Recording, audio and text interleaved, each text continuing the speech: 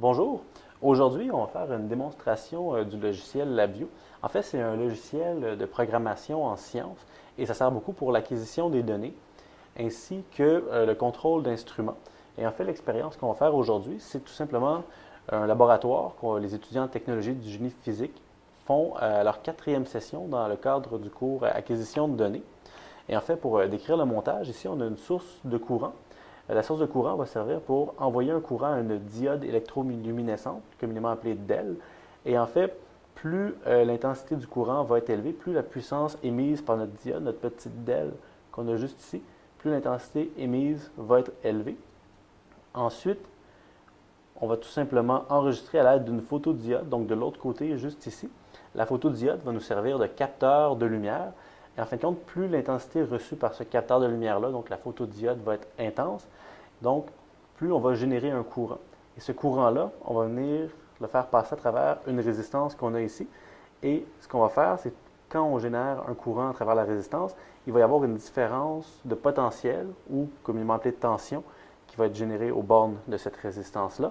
Cette différence de potentiel-là, on va venir l'enregistrer ici. On va tout simplement venir communiquer ça à un bornier de connexion qui, lui, va envoyer les données tout simplement à une carte d'acquisition National Instrument. Et cette carte d'acquisition-là est reliée à l'ordinateur.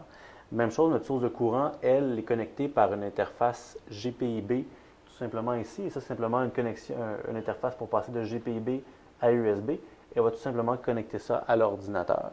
Et le tout, finalement, est géré à partir du logiciel LabVIEW. Alors, premièrement, LabVIEW, il y a plusieurs parties à ça. On a tout simplement ici la face avant. Alors ça, c'est l'interface utilisateur. Fait qu'on va voir des graphiques, des boutons, tout simplement des endroits où on va tout simplement pouvoir montrer des données numériques, des données de texte. Alors c'est vraiment ce avec quoi l'utilisateur va devoir interagir. Et ce qui est caché, en fait, c'est la partie code. Alors c'est ce qu'on a ici, c'est le diagramme. Alors techniquement, le diagramme, c'est constitué d'objets, de blocs, et aussi on voit qu'il y a tout simplement des fils. Et en fin de compte, ces fils-là, c'est par où on va passer les données. Fait que tout ce qui est bloc, c'est souvent des fonctions, et les fils, ça va permettre de transmettre des données, tout simplement. Et là, c'était simplement pour vous montrer graphiquement, c'est vraiment un beau langage de programmation graphique.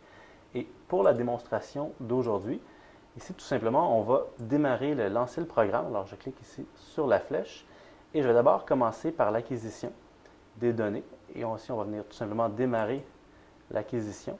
Alors là, on fait simplement varier le courant qui est émis par la source de tension. C'est l'intensité lumineuse de la diode qui va varier.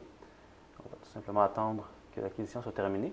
Et ensuite, on peut revenir ici dans le programme, donc fermer cette sous-fenêtre-là. Et on peut venir ici analyser les graphiques. Alors, ce que ça nous montre, tout simplement, c'est le courant de la diode qu'on a ici en fonction de la différence de potentiel qu'on a au niveau de la diode, donc la caractérisation électrique de notre diode. Et ici, on a tout simplement le flux optique en fonction du courant qui passe dans notre diode, donc la caractérisation optique de notre diode. Alors, ce qu'on a fait, c'est tout simplement une caractérisation électro-optique d'une diode. Ici, je peux tout simplement revenir à mon programme et tout simplement mettre fin au programme. Alors, merci beaucoup.